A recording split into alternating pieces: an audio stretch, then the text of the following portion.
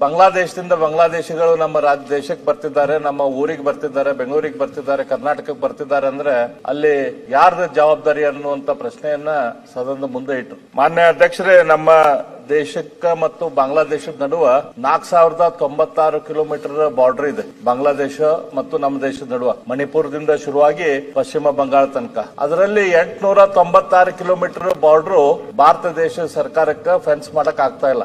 ಯಾಕಂದ್ರೆ ಅಲ್ಲಿರುವಂತ ಸರ್ಕಾರ ಇದೇನು ಇಂಡಿಯಾ ಅಲಯನ್ಸ್ ಸರ್ಕಾರ ಏನಿದೆ ಅಲ್ಲ, ಮಮತಾ ಬ್ಯಾನರ್ಜಿ ಸರ್ಕಾರ, ಅದು ಕೋಆಪರೇಷನ್ ಕೊಡ್ತಾ ಇಲ್ಲ ಕೇಂದ್ರ ಸರ್ಕಾರಕ್ಕೆ. ಯಾವುದೇ ರೀತಿಯಿಂದ ಅಲ್ಲಿ ಬಾರ್ಡರ್ ಮಾಡ್ಲಿಕ್ಕೆ ಕೊಡಕ್ ಆಗ್ತಾ ಇಲ್ಲ ಅಂತ ಹೇಳಿ ಕೇಂದ್ರ ಗೃಹ ಮಂತ್ರಿಗಳೇ ಇದ್ರ ಬಗ್ಗೆ ಹೇಳಿದ್ದಾರೆ.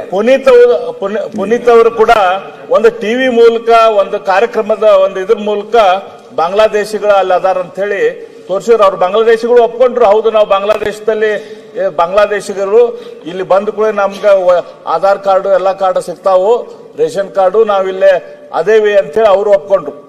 ಇದು ಇಲ್ಲಿ ಯಾಕೆ ಬರ್ತಿದ್ದಾರೆ ಬೆಂಗಳೂರಿಗೆ, ಕರ್ನಾಟಕಕ್ಕೆ? ಇಲ್ಲಿ ಬಂದ ಕೂಡ ಒಂದು ವ್ಯವಸ್ಥೆ ಇದೆ. ಇಲ್ಲಿ ಇವ್ರಿಗೆಲ್ಲರಿಗೂ ಒಂದು ರೇಷನ್ ಕಾರ್ಡು, ಆಧಾರ್ ಕಾರ್ಡು ಮಾಡುವಂತ ವ್ಯವಸ್ಥೆ ಇದೆ. ಅವ್ರ ಮೇಲೆ ಏನ್ ದಾಳಿ ತಗೊಂಡಿದ್ದಾರೆ, ಅವ್ರ ಮೇಲೆ ಏನ್ ಕ್ರಮ ತೆಗೆದುಕೊಂಡಿದ್ದಾರೆ? ಈಗ ಮೊನ್ನೆ ಟಿವಿ ಬಂದ ಕೂಡ ಅದ್ರ ಮೇಲೆ ಅವನ ಮೇಲೆ ಕೇಸ್ ಹಾಕಿದ್ರು. ಆದ್ರೆ ಅಲ್ಲಿರುವಂತ ಬಾಂಗ್ಲಾದೇಶಿಗಳನ್ನ ಎಷ್ಟು ಜನರನ್ನ ಹಿಡಿದು ಡಿಪೋರ್ಟ್ ಮಾಡಿದ್ರು? ಅದ್ರ ಬಗ್ಗೆ ರಾಜ್ಯದ ಉತ್ತರ ಕೊಡ್ಬೇಕಲ್ಲ.